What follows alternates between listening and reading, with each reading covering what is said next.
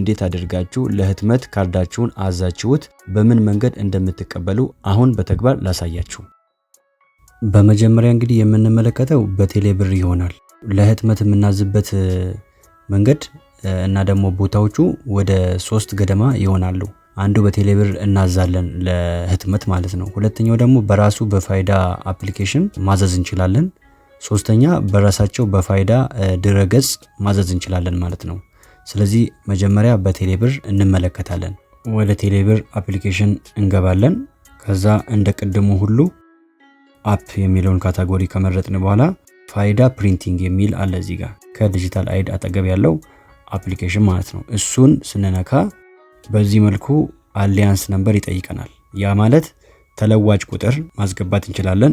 ኮፒ አድርገን እናስገባለን ማለት ነው። ኮፒ ካደረግን በኋላ መተን ጫን ስንለው ፔስት የሚል ይመጣልናል። ፔስት እናደርገዋለን። ከዛ በኋላ ፕሮሰስድ የሚለውን እንነካለን ማለት ነው። ከዛ ዋን ታይም ፓስወርድ ቬሪፊኬሽን ይሄም ይጠይቀናል። ከዛ ይሄው ልኮልኛል። እሱን ኮፒ ካደረግን በኋላ እዚህ ጋም ደግሞ ፔስት እናደርጋለን ማለት ነው። ፔስት አደረኩት። ከዛ በኋላ ቼክ ኦቲፒ የሚለውን አንድ ጊዜ እንነካለን። ይሄው በዚህ መልኩ ሰክሰስ ብሎልኛል። ሪቪው ዩር ዴሞግራፊክ ዳታ የሚል እና ከስር ደግሞ ሪቪው የሚል በነጭ ሪቪው የሚል መጥቶልኛል። እሱን ሪቪው የሚለውን አንድ ጊዜ እንነካለው። በዚህ መልኩ ይሄው ፎቶዬ መጥቷል። ከዛ ይሄው መረጃዎች ዴሞግራፊክ ዳታዎች እንዳለ መጥቷል። ስሜ፣ ጾታ፣ ዜግነት፣ ስልክ ቁጥር፣ ይሄው ወረዳ ሁሉ ነገር መጥቶልኛል ማለት ነው። ሁሉ ነገር መጥቶልኛል። ስለዚህ እዚህ ጋር መጨረሻ ላይ ሁሉ ነገር መጥቶላችኋል። የራሳችሁ መሆኑን ስማችሁን፣ መረጃው እንዳለ ዴሞግራፊክ ዳታው እንዳለ የእናንተ መሆኑን ቼክ ካደረጋችሁ በኋላ አግሪ ቱ ዘ ተርም ኤንድ ኮንዲሽንስ የሚለውን በፋይዳ መታወቂያ የህትመት አገልግሎት የመረጃ ጥበቃ ደንብ እና ግዴታዎችን ተስማምቻለሁ የሚለውን እዚህ ጋር ቲክ እናደርጋለን። ይሄንን ቲክ ካደረግን በኋላ ኮንቲኒው የሚለውን አንድ ጊዜ እንነካለን። ከዛ የፓኬጅ አይነት የፕሪንቲንግ ፓኬጅ ያመጣልኝ ማለት ነው። እዚህ ጋር ስታንዳርድ የሚባለው በ345 ብር በ7 ቀን የሚደርስ አለ። ይሄ አንደኛው ካታጎሪ ነው። ሁለተኛው ካታጎሪ ፕሪሚየም የሚባል አለ። ይሄኛው ፕሪሚየም ደግሞ 600 ብር ነው የምንከፍለው፣ በ2 ቀን ውስጥ ይደርስልናል ማለት ነው። እና ሶስተኛው በ800 ብር ኤክስፕረስ በጣም ፈጣን ማለት ነው። ኤክስፕረስ ፓኬጅ የሚባለው ነው ሶስተኛው። ይሄም ደግሞ 800 ብር ከፍለን በ6 ሰዓት ውስጥ ይደርሰናል ማለት ነው። ከዛ አንዱን ከመረጥን በኋላ ለምሳሌ በ345 ብር እኔ ላሳያችሁ። ይሄኛውን ክሊክ እናደርጋለን። አንድ ከነካን በኋላ ሴሌክት አደረግን ማለት ነው ፓኬጁን።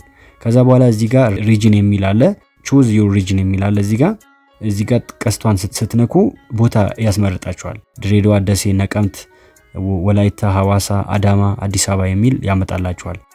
እኔ ለምሳሌ አዲስ አበባ ስለሆነ ያለሁት አዲስ አበባ የሚለውን እመርጣለሁ ማለት ነው። ከዛ ከአዲስ አበባ ደግሞ መወስድበትን ፒክአፕ ሎኬሽን ደግሞ ያስመርጠኛል። ፒክ የማደርግበት ሄጄ የምቀበልበት ፕሪንት የሆነውን ፋይዳዬን ሄጄ የምቀበልበት ደግሞ ፒክአፕ ሎኬሽን የሚል አለ እዚህ ጋር።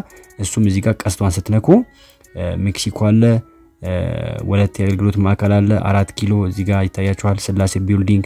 አሁን ለምሳሌ እኔ ስላሴ ቢልዲንግ ነው ፕሪንት አድርጌ የፕሪንት አዝዤ የተቀበልኩት ስላሴ ቢልዲንግ ፈርስት ፍሎር ሰርቪስ የሚለው ላይ ነውና በቃ ያላችሁበትን አካባቢ በዚህ መልኩ ጀሞ ከሆናችሁ ጀሞ፣ አየር ጤና ከሆናችሁ አየር ጤና፣ አለም ገና ከሆናችሁ አለም ገና በዚህ መልኩ ትመርጡና እዚህ ጋር ከተደረደሩት ውስጥ የራሳችሁን ትመርጡና ፕሮሰስድ ዊዝ ቴሌብር የሚል ይመጣልኛል ማለት ነው። ኦሬዲ እኔ ስላዘዝኩ አሁን ድጋሚ ማዘዝ አልችልም እና በዚህ መልኩ ፕሮሰስድ ዊዝ ቴሌብር የሚል ካዘዛችሁ በኋላ ብሩን ትከፍላላችሁ። ፓስወርዳችሁን አስገብታችሁ ብሩን ትከፍላላችሁ። ከዛ በኋላ ሜሴጅ ይገባላችኋል። በዚህ ቀን በዚህ ፓኬጅ ፋይዳ መታወቂያን አዛሃል፣ ስለዚህ በዚህ ቀን ከዚህ ቦታ ሂደ ውሰድ የሚል ሜሴጅ ይገባላችኋል ቀጥታ ማለት ነው። ስለዚህ በዛ መሰረት ሂዳችሁ ትቀበላላችሁ ማለት ነው። ስለዚህ ፕሪንቲንግ በቴሌብር በዚህ መልኩ ማዘዝ እንችላለን ማለት ነው።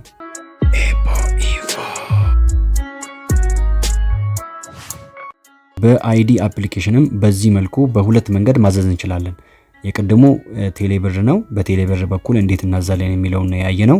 አሁን ደግሞ በአይዲ አፕሊኬሽን በፋይዳ አፕሊኬሽን በራሱ በኢትዮ ፖስታ ካርድ ትዕዛዝ የሚልና በኢትዮ ቴሌኮም ካርድ ትዕዛዝ የሚል ሁለት አማራጭ ለህትመት የምናዝበት መንገድ አለ ማለት ነው።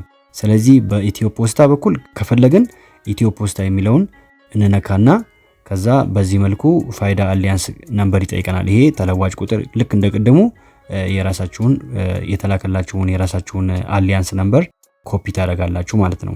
ከዛ በኋላ እዚህ ጋር ኮፒ ካደረጋችሁ በኋላ በቀደሙ መንገድ መሰረት ፔስት ታደርጋላችሁ። ከዛ ፕሮሰስድ የሚል ታስጀምራላችሁ። ከዛ እንደቀደሙ ሁሉ ኦቲፒ ዋን ታይም ፓስወርድ ይሄም ይጠይቃል። ዋን ታይም ፓስወርዱን ይልክላችኋል። ከዛ በኋላ እሱን ኮፒ አድርጋችሁ እዚህ ጋር ፔስት ታደርጋላችሁ። ከዛ ቬሪፋይ የሚለውን አንድ ጊዜ እንነካለን ማለት ነው። ይሄው በዚህ መልኩ ሁሉ ነገር መጥቶልኛል። ሰክሰስፉል ብሎ ሁሉ ነገር መጥቶልኛል። የራሴ መረጃ ስለሆነ ነው ብለር ያደረኩት። ስለዚህ ይሄው ሁሉ ነገር መጥቶልኛል። ይሄም እንደቀደሙ ሁሉ ነው። ምንም የተለየ ነገር የለው። ይሄኛውም ልክ እንደ ቴሌብር ሁሉ ፓኬጅ ካታጎሪ አለው። ይሄው እዚህ ጋር ፓኬጅ ታይፕ የሚል ይታያችኋል አይደለ? ፓኬጅ ታይፕ አለ። ይሄም ፕሪሚየር ሰርቪስ አለው በ625 ብር፣ ሬጉላር ሰርቪስ አለው በ343 ብር።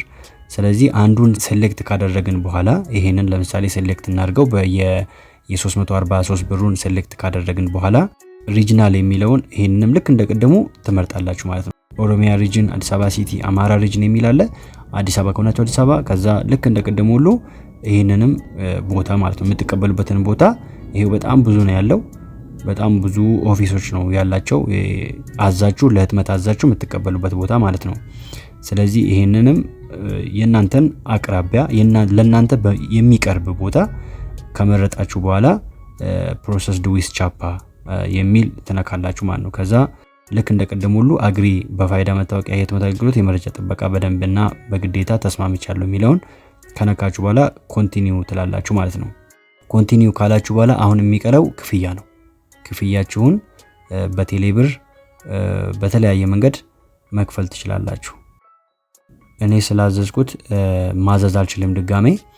ስለዚህ አሁን በዚህ ደረጃ ላይ ከደረሳችሁ ምንም የሚከብዳችሁ ነገር አይደለም።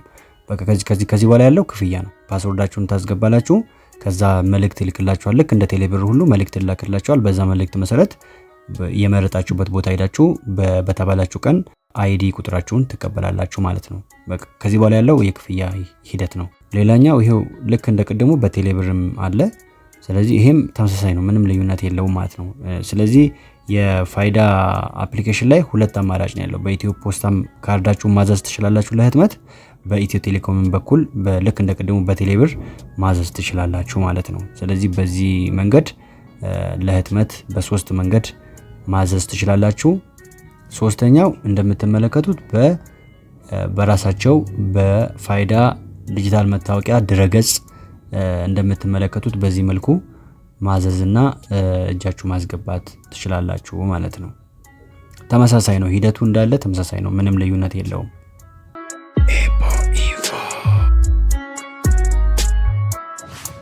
ውድ ተመልካቾቼ ቪዲዮውን እንዴት አያችሁት? ጠቃሚ መረጃ እንዳገኛችሁ አልጠራጠርም። ሐሳብ አስተያየታችሁን በኮሜንት መስጫ ሳጥን ውስጥ ብታስቀምጡልኝ የሁላችሁንም አንብቤው ለሁላችሁም እመልስላችኋለሁ። ቪዲዮውን እስካሁን ላይክ ካላደረጋችሁ አሁኑኑ ላይክ ማድረጋችሁን አትዘንጉ። ቻናሉን ደግሞ ካልተቀላቀላችሁ ሰብስክራይብ በማድረግ አሁኑኑ ተቀላቀሉ። እውነተኛና ጠቃሚ መረጃ በየወቅቱ ከዚህ ቻናል ታገኛላችሁ። በሚቀጥለው የመረጃ ቪዲዮ እስከምንገናኝ መልካም ቆይታ። ይህንን ቪዲዮ አሁኑኑ ይመልከቱ።